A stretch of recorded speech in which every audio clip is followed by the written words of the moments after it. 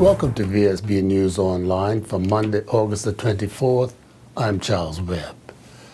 Detectives investigating the stabbing death of 27-year-old Jonathan Darrow at the Ice Queen Plaza in Paget early Saturday morning today invited the news media to the scene of the crime in an effort to refresh the public's memory if they witnessed anything that would help solve the crime. Detective Superintendent Sean Field-Lamont and Acting Inspector Jason Smith walked through the area where the stabbing took place in the hope that someone would remember something and bring that information forth. This marks, unfortunately, the second murder of 2015. Already officers are following up on some promising lines of inquiry. We know there were numerous witnesses to this senseless crime. It is incumbent upon those that have information to step forward and provide it to the police. If you know something, say something. It is up to us as a community to step forward and put an end to this type of anti-social violence. On Saturday, the 22nd of August, at about 4:15 a.m., there was a major altercation that took place at the Roe Hill Plaza outside of the Ice Queen. During the altercation, there was a large group of men and women who were involved in what can be described as an all-out brawl, where several men were brandishing bottles, helmets, and other projectiles. This melee ended with 27-year-old Jonathan Darrow being stabbed in the chest. He was subsequently taken to the King Edward Memorial Hospital, where he was pronounced dead at about 4:28 a.m. During the time of the incident, there were between 50 to 60 individuals that were congregated in the area. Some were in line purchasing food at the Ice Queen, while others were sitting in cars and others were in the area socializing. The Bermuda Police Service would like to make a very specific appeal, and we would like to communicate with anyone who observed the incident as it unfolded. No matter how insignificant it may seem, we would like to communicate with you. We would also like to speak to anyone who may have been involved in the melee. This is your opportunity to come to us. At this stage, we don't believe this was gang-related. We are open to all avenues, and certainly when the public speaks to us and informs us of what they know, we will act on that information. There were 3 people who were arrested shortly after the incident. Those persons have communicated with the investigation, and they have subsequently been bailed. CCTV is assisting us, and it is one of the parts of the investigation that is driving it. But again, there were between 50 to 60 people who was in this area. And there was all walks of life that was in this area. And we, the police and the investigative team, are appealing to those individuals to come forward and to assist us. We have been informed that there are persons who were present who had cell phones and that those were recording. So there's footage there. We need to speak to you. We need to hear from you. With the signing of Phase 2 of the Airport Development Agreement, Bermuda came a step closer to a world-class, state-of-the-art passenger terminal. Participating in the signing in the VIP lounge of the current airport were Deputy Premier and Finance Minister E.T. Bob Richards, Tourism Minister Sean Crockwell, President and CEO of the Canadian Commercial Corporation Martin Zablocki, and John Beck, Executive Chairman of Aecon Group Limited. This agreement means moving the project forward with Aecon and CCC to finalize the design and financing of the airport's redevelopment, including construction, operations, and maintenance, and towards the execution of an airport concession agreement anticipated in the second half of 2016. Now, I know this development process is unfamiliar to most Bermudians, but this is the only way to achieve the combined objectives of the speedy creation of hundreds of construction and retail jobs, the creation of a modern airport that is less vulnerable to severe weather, the protection against the risks of millions of dollars in overruns and delivery delays, and the avoidance of further burdening of the public debt by $250 million. So today, we are a step closer to bringing Bermuda a world-class airport with a state-of-the-art passenger terminal of which we all can be proud. At the end of Phase 2, which we think will be in about a year, we will have a final contract and construction will commence thereafter. With the signing of the Airport Development Agreement, Bermudians can derive some hope for hundreds of Bermudian jobs, increased long-term employment, and a better environment for our visitors and Bermudian workers here at the airport. So again, these are indeed exciting times for Bermuda. Bermuda's redevelopment of the airport is of great importance to Bermuda, and it will be an important update to the airport in terms of its technology, and by which visitors will be welcomed and business people will be welcomed to this beautiful island. CCC is excited to work with Bermuda on such an important project that has the added benefits of creating jobs for Bermuda by way of subcontracts and add-on business over the next 2 years. As Canada's premier construction and infrastructure development company, Aecon takes great care to deliver infrastructure that supports the economy and society in ways that are sensitive to the needs of the communities in which we work. We're confident that we can do this for Bermuda through a collaborative and affordable process using Aecon's award-winning airport development expertise around the world. Using a whole-of-country approach, we will work alongside local companies to maximize employment opportunities for Bermudians and bring best-in-class safety, construction, and environmental standards to the project. We're pleased to have reached this significant milestone, and we look forward to working with the Government of Bermuda and the CCC to advance the redevelopment of a first-class airport for Bermuda. During question time, Mr. Richards took a swipe at those who have put out inaccurate figures pertaining to the airport costs, whom he described as number bombers. They can speculate, they can pontificate, they can prevaricate. They can do that because they don't have to deliver anything. As ministers of this government, we have to deliver. Therefore, we just can't throw numbers around willy-nilly. The point is that this airport is something that's needed, and we have gone about it in the only way that we can without incurring a huge amount of debt. There's icing on the cake for the celebration of the Bermuda Regiment's 50th anniversary. Government has today announced that the regiment's Colonel-in-Chief, Her Royal Highness the Duchess of Gloucester, will make an official visit to Bermuda between October 23rd and October 25th to attend the Bermuda Tattoo and visit the regiment's headquarters at Warwick Camp. During her time in Bermuda, Her Royal Highness will visit Windreach, Bermuda, and attend a briefing given by the Family Center and SCARS. She'll also see the America's Cup facilities and other enterprises at the Royal Naval Dockyard.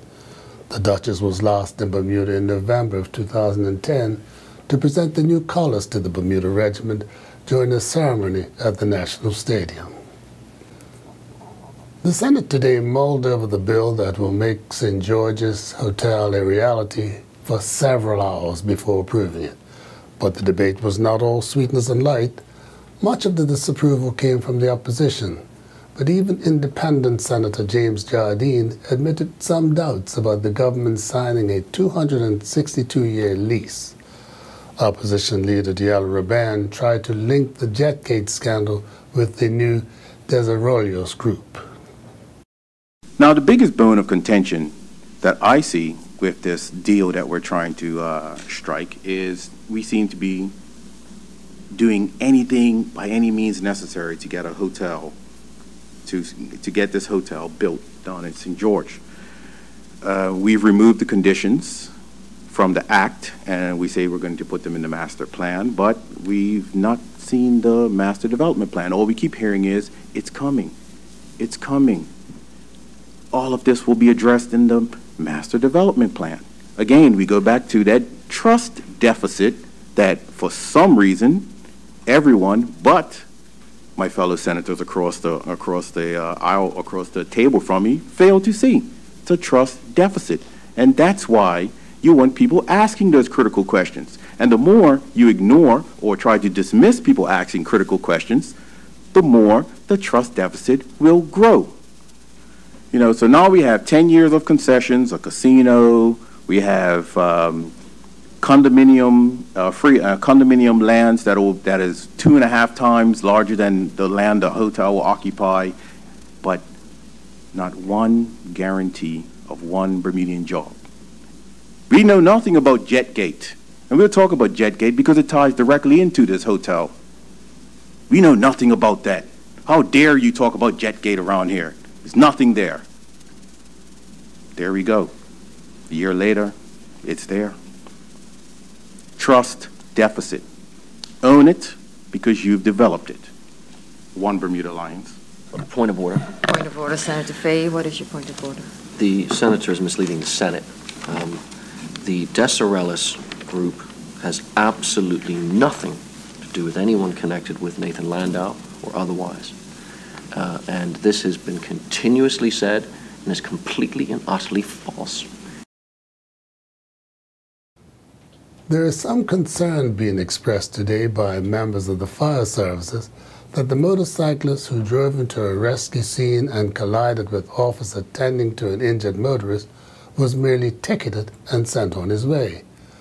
4 of the 5 firemen involved were slightly injured and taken to hospital for treatment. To make matters worse, the senior officers who tried to visit their men while they were being treated in hospital found that it was a state of lockdown following the stabbing death of Jonathan Darrow, and they were unable to enter. The weekend also saw the fire and rescue services use the jaws of life to extract an 80-year-old woman from a car that had been driven over an embankment at Shelley Bay Park, Hamilton Parish. And we'll be back with more news right after this. In an effort to make Bermuda's roads safer, and in partnership with Bermuda Police Service and the Bermuda Road Safety Council, DeFon's Broadcasting is launching a safe driving campaign. Complete with thumb bands, come into DeFon's Broadcasting and 94 Reed Street and make the commitment to drive safer and slower for yourself. Your voice could be featured on the radio. Get yourself a thumb band as a reminder of your commitment to drive safer and with fewer distractions. While you're at it, why not get one for someone in your life who also needs a reminder that our roads do not discriminate. They can take anyone's life. Let's drive safe, Bermuda, and arrive alive. Peace and love. Safe journeys. While the season's first hurricane, Denny, fizzled over the weekend into a tropical wave near Puerto Rico, the National Hurricane Center has given another Atlantic disturbance a 90% chance of developing into a tropical storm Erica overnight, with a strong likelihood of it becoming a hurricane in due course. But the disturbance, which is traveling westwards at 20 knots, is likely to follow the same track as Denny and encounter the same debilitating conditions that took the punch out of that storm. The system is currently 1,250 miles east of the Lesser Antilles. Now in its 20th year, the Bermuda Sandcastle contest has made so much progress that sand sculpting locals who used to be pupils are now able to teach others the skill. That is why Hannah Emerson, a regular winner, has taken over the job of running free workshops this coming Saturday and the following Thursday and Friday after work at Horseshoe Bay. Me and my best friend, Erica, started doing the sandcastle competition approximately 9 years ago, and we've been defending champions a couple years every now and then. So the Department of Tourism asked us very nicely to help us bring up the younger generations and teach the workshops. So here I am teaching workshops to let everybody else know the tips and tricks that I've learned along the way, kind of thing. Who taught you? Oh, lots of practice. We did also have professionals come down several years ago, and I learned a lot from them. Some of our best castles came from competing against them and pushing our limits, so I like to think that we try to push the limits here and raise the level too. It's very creative, isn't it? It's a lot of fun. It is, and it's only limited by your imagination and gravity, essentially. So there are definitely things you want to avoid when building sandcastles, but it's very rewarding at the end of the day. But learning from someone who's done it before is a great idea, and it's free. And it's free, exactly. And it's nice to see those tips and tricks added to the competition every year. So we see kids and families and whatnot who do lettering and who now do special details and designs that they might not have all known before, and then when they walk home with prizes, it gives me a little bit of a boost too. We're doing 2 workshops, one the weekend before, August the 29th, and then we are also doing 2 the 2 days before the competition. The competition itself is September 5th, but there will be workshops at Horseshoe Bay after work on the 3rd and the 4th. So when you grow up, are you going to make this a career? It's the one thing our guidance counselor didn't tell us. I feel like they should have. When the professionals came down, I was stunned and amazed that you could make an actual career out of this, but I'm not sure the money's in it in Bermuda, so probably not. The sand is, and it creates a lovely backdrop, so yes. USA Today's travel edition has chosen the Masterworks Museum of Bermuda Art as one of the 10 top most interesting museums in the Caribbean in an article that singles out the more funky and quirky sites for discerning travelers. The Bermuda attraction, now in its 29th year, finds itself in the company of a Jamaican museum that displays Bob Marley's Go Records, the bed that George Washington slept in Barbados, colorful art in Cuba, and British naval cannons in Anguilla. The award follows a number of similar recognitions from the Travel magazine and other online travel engines. And now we turn to Earl Baisden with the latest from the sports desk. It was far from straightforward qualification round in the men's long jump during the 2015 World Track and Field Championships going on in China earlier today. Tyrone Smith, competing in the men's long jump B group, recorded a top leap of 8.03 meters and advanced to the finals. Sarah True defended her title, bringing home back-to-back titles in the 2015 ITU World Triathlon in Stockholm. Bermuda's Flora Duffy covered the 1.5-kilometer swim, 40K bike, and 10K run course in a time of 2 hours, 1 minute, and 51 seconds, which saw her finish in 4th place. Erica Hawley and Tyler Smith both produced excellent performances during the Canadian 16-19 Junior Elite Western Triathlon Championships. Smith clocked a time of 57.58 on his way to finishing 7th overall, while Hawley finished 7th overall, but she was the 9th female finisher with a time of 1 hour, 4 minutes, and 21 seconds. The 2015 Senior Caribbean Team Squash Championships with the Bermuda men's and women's teams seeing action in the 5th and 6th place playoff matches. Bermuda's women's team defeated Jamaica 3-2. Bermuda got wins from Susie Lacey, Rachel Barnes, and Runa Retta.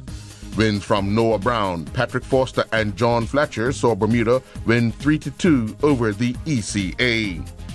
2 Bermuda young players who took part in the recently concluded Highland Springs Junior Tennis Tournament at the Bermuda Gates are now in Curacao representing Bermuda.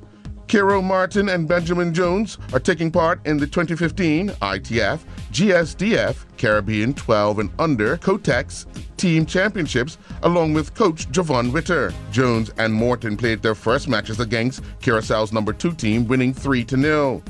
Jones defeated Jaden DB Tawari in straight sets, 4-love, 4-1, while Morton defeated Jaden De La Fontaine in the 3-setter, 4-1, 2-4, 13-11 in the tiebreaker. Jones and Morton then teamed up to play the same pair in doubles, defeating them 4-love, 4-1. Willacotts are the 2015 Western County Cup champions following their 100-run victory over Warwick Workmen's on Saturday at the Southampton Oval. Batting first, Willicott scored 239 all out after 46.4 overs. Malachi Jones was the top scorer with 48, while guest player Alan Douglas Jr. was a pick of the Warwick Workmen's bowlers, returning figures of 8.4 overs, 1 maiden, 4 for 32. In reply, Douglas would score the only half-century of the game with a knock of 58 off of 39 deliveries. Deontay Darrow returned figures of 9 overs, 4 for 42 to lead Willicott's to victory. Yesterday in Premier Division play, Southampton Rangers won by 5 wickets over St. David's Cricket Club. St. David's Cricket Club were bowled out for 171, with Southampton Rangers scoring 173 for 5. In First Division play, Western Stars won by 141 runs over St. George's Cricket Club. Western Stars scored 214 for 7 and bowled St. George's out for 73. Devonshire Recreation Club won by 4 wickets over PHC. PHC scored 219 for 9 and Devonshire Recreation Club scored 222 for 6. Somerset Bridge Recreation Club won by 32 runs over Warwick Workmen's. Somerset Bridge scored 152 all out and bowled Warwick Workmen's out for 120. Dominique Mayo retained his Bermuda Bicycle Association's president's 100-kilometer road race, with Matthew Oliveira winning the junior race and Karen Smith winning the female title. Mayo explained his strategy. Yeah, from the start I was trying to do like the similar thing I'd done last year, which let a group go off the front and then try to bridge across to them. And it worked out at first in St. George's, and then it was a bit of confusion and our guys didn't really want to work together, so we got pulled back. And then I attacked again on South Road. We got a gap and we were riding, and then we dropped Shaky and Anthony Bartley. So then I just like held McComas to stay with me, so I took you and started chasing, and he was riding well, like he was really strong, you know. So I was working hard and coming back, like I noticed that he was like starting to cramp and he was getting tired. So every little hill I just hit it a bit more till like I could hear him. And then the last one I really went for it and he cramped up and I was soloed from there. Mayo recorded a time of 2:26.34 with David McCombs finishing in second in a time of 2:37.05, and Darren Glassford finished third in a time of 2:41.40. Oliveira finished 5th overall ahead of 2 other juniors, Dylan Hill and Caden Hopkins, who finished 6th and 7th. Oliveira clocked a time of 2:41.42.82, with Hill clocking 2:41.42.83, and Hopkins clocked 2:41.43.7. Smith crossed the line 37th overall in a time of 3:03.05, with Wendell Roberts finishing as the second female finisher and 43rd overall in a time of 3:09.22. Ashley Estwanik was the third female finisher and 44th overall with a time of 3:09.24. Gillian Teixeira concluded competing in the Macon Center International Horse Jumping event in France, where she had a strong performance on the final day. Riding Lac Vals in the 1.40 meter in 2 rounds class, Teixeira finished second. In the first round, they clocked a clear round time of 41.72, and then in the second round, they clocked a clear round time of 26.33. During the 1.55 meter Grand Prix, Teixeira and Tamarino finished 26th. They clocked a time of 73.34, but they had 4 penalty fault points. The 2015 Bermuda-fitted dinghy racing season came to an end in the St. George's Harbor yesterday. Challenger was crowned the 400th Anniversary Cup champions after Contest could not fill a crew to compete. Elizabeth won the Jubilee Cup race, and Victory won the Victory Cup race. I'm Earl Baston reporting for VSB Sports. Looking at the weather for Tuesday, August the 25th, there will be sunny periods, a few showers by evening with a risk of thunder. Winds will be southwesterly, light to moderate, with strong gusts around showers, increasing to moderate by evening. We're expecting a high near 85 and a low near 76. This weather report is courtesy of the Bermuda Weather Service. We thank you for watching VSB News Online for Monday, August the 24th. I'm Charles Webb.